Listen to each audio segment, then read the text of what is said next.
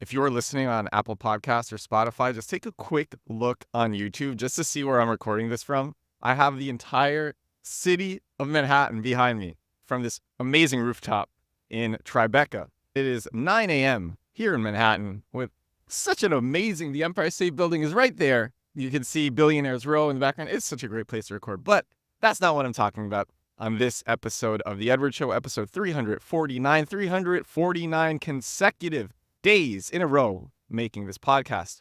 I had a really interesting call with one of my co-founders yesterday. This guy, one of the most talented people that I know, he's raised tens of millions of dollars for his Series A for one of his companies from some of the most well-known tech entrepreneurs there are, some of the most well-known tech investors there are.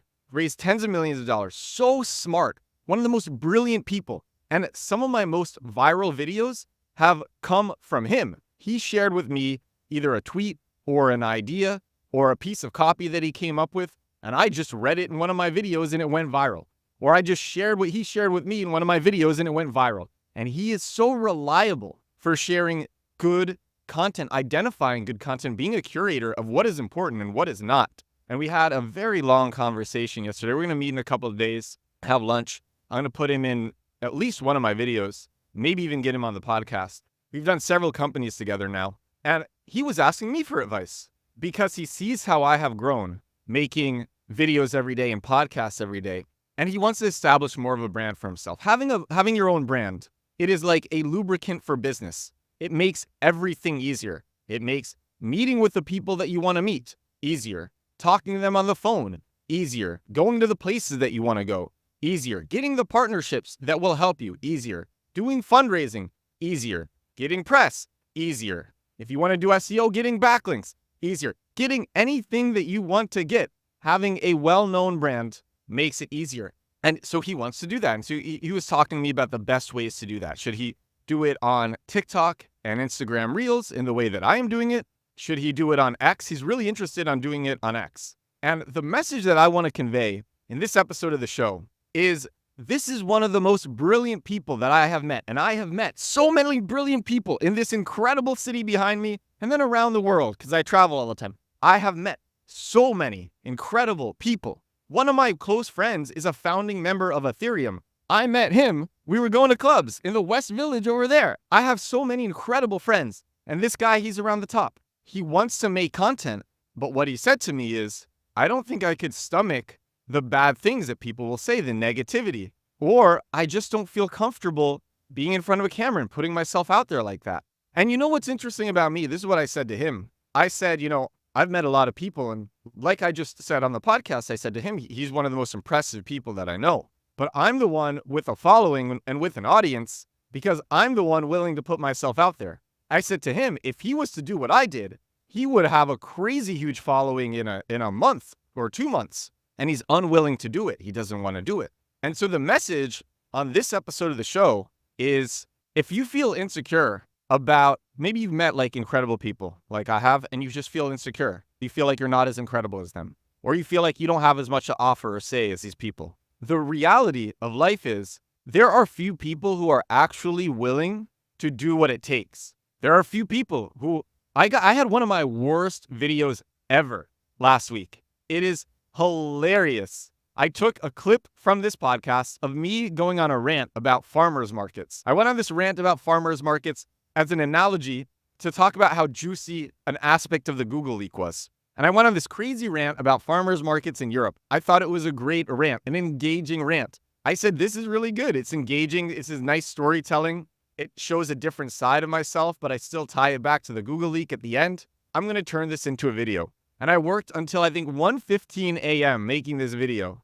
It took me longer than it should have taken, but I got the video out. I worked on it for around 2 hours till 1:15 a.m., put it up, and just went right to sleep. And I woke up the next morning to some of the nastiest comments that I have received in any of my videos. And I actually left that video up. You can find it. The thumbnail for it is me, I think, on the bottom, and then Google, the Google logo on fire at the top if you want to see just really mean comments. And I left that there because I want people to see that. I want people to see how flamed I get. And like that is fine. It doesn't change anything. Because the next day I put up a video and that video is up to like 400,000 views. Doesn't change anything. But not everybody, and even some of the most brilliant minds like my friend, can put up with that level of hate. And I sent that to him. I said, you couldn't, like, come on, it's just words. And he's like, I couldn't do it. So it's just up to who's willing to put in the time, the work, the risk, and who's not. My friend is so much smarter than me, so much more talented than me. I'm the one with a big following because I'm willing to put myself out there. However, I will say I may have convinced my friend to do this. I hope he does it. He said he would be more comfortable not really going hard with his face like I do, and he would rather just build an audience on Twitter on X. He thinks Twitter X is going to be even bigger in the future than it is now. And he's so smart that if he followed, I shared this guide a couple of weeks ago on how to grow on Twitter X. Incredible guide. I will share it in the description of this podcast. It's from Natia Kurdazi. I even made an episode about it. She writes down a list of 32 things to do to grow. And it is an incredible list. And I shared it with him and he wants to do that. And if he was to do this list, because part of the list just requires responding to top people in your niche. And he always has good things to say. So what he would do is, in short, he would follow some of the top people in tech and entrepreneurship and business and finance, set alarms for when they post, and then he will be one of the first people to comment on these people's posts. They will come to know him, but more importantly, they will respect him because everything that he says is gold. It's fire. He just has a great track record with saying insightful, profound things, knowledgeable things. So they will come to know him. They will respond to him. He'll have threads with these people and then their followers, because the idea is you follow top people who have lots of followers already, and you're just piggybacking off of their existing followers. So their followers will see him, will see my friend, then start following my friend, and that'll boost his followers a lot. And the thing is, I think if you don't have good things to say, people will kind of scroll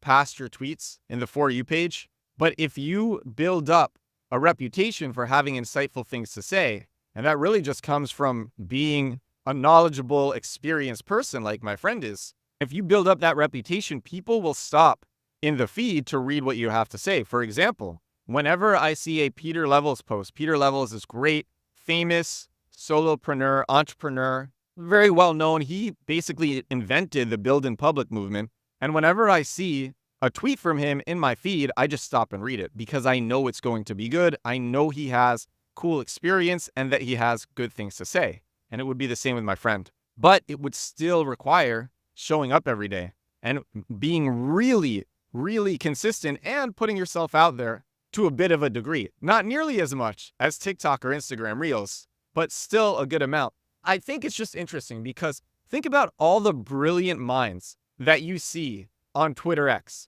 or you see who are writers, brilliant people, or the people that you have met. And the reality is, short form mobile video, it may seem like it is hard to crack into. It may seem like it is hard to get a reputation in, but actually I see it as a blue ocean because so many of the most talented people, they want it, they do want it, but they are unwilling to do it. It's too scary, it's too daunting, they're uncomfortable trying to be engaging on camera, all these different reasons not to do it, but that creates opportunity for the people like me who are willing to do it. And maybe you too, if you're listening or watching this.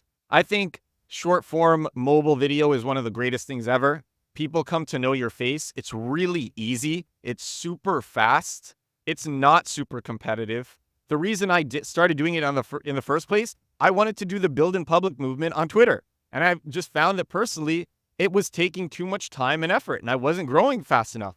And I said, maybe it's not saturated on TikTok. So I got onto TikTok making the same build in public content, except with video. And I was getting way more engagement and way more views right away.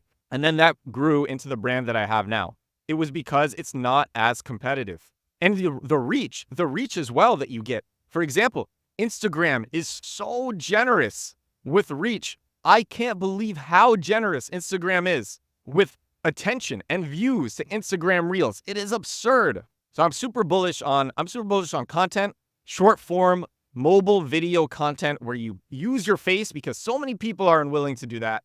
But content as well, because like I said, if my friend was to get on X and Twitter and he followed Nadia's guide and he did that for a year, every day, in the same way that I make videos every day, and he did that every day, and he doesn't have to spend hours on it a day. 30 minutes would probably be enough.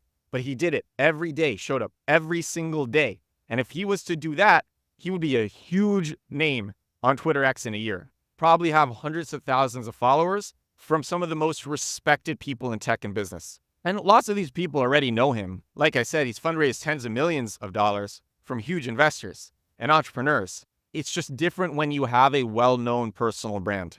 It really lubricates everything. So that's what I wanted to share. Number one, short form mobile video. You know, this place behind me, way more competitive than short form mobile video. I'm from here, born and raised, grew up here, was born in a hospital right over there. This city is way more competitive than TikTok and Instagram Reels. So number one, short form mobile video. It is generous, amazing. Some of the most talented people in the world are unwilling to try it. But number two, if you are unwilling to try it, you can still build an amazing audience elsewhere, but you still got to show up every day, because even the most insightful people, like my friends, do have to show up every day. I wanted to share that because I just know so many people who feel like they're not good enough because they know other amazing people. And so what I want to leave you with is you are good enough. And I believe that anybody can do it. I really do. This is episode 349. Wow. I started this thing almost 1 year ago now, across the river over there in Brooklyn. Brooklyn is that way. New Jersey is that way. Seeing these big ships traveling up the Hudson River now. Brooklyn Bridge and the Manhattan Bridge right over there. I started the podcast almost a year ago over there, and then I went to Europe. And I've been making episodes every day in Europe. The podcast was originally only audio. My good friend Avni, who I met here in New York, she has a really amazing following herself. I've talked about her on the podcast. She convinced me to start doing it with video. And so I started doing it with video in Europe. And now shooting this with video is one of my favorite things because I put so much creativity in it. Half the time, I green screen myself. I don't have real amazing backgrounds like this half of the time, so I'll just put in some like funny background from a video game or something. And for me, it makes it more fun, because the other thing that I said to my friend is you need to pick what is most fun for you, because the most important thing is that you are able to do it every day. So I try to make this as fun for myself as I can every day. And for me, the idea of coming up to this rooftop at 9 a.m. to make a podcast for all of you, that was fun. That made it exciting for me. And so I'm really grateful to be able to record this for you. And I'm really grateful for the people who listen, the people who watch. So I'm going to end it. Thank you so much for watching. Thank you so much for listening. I will talk to you again tomorrow. Bye now.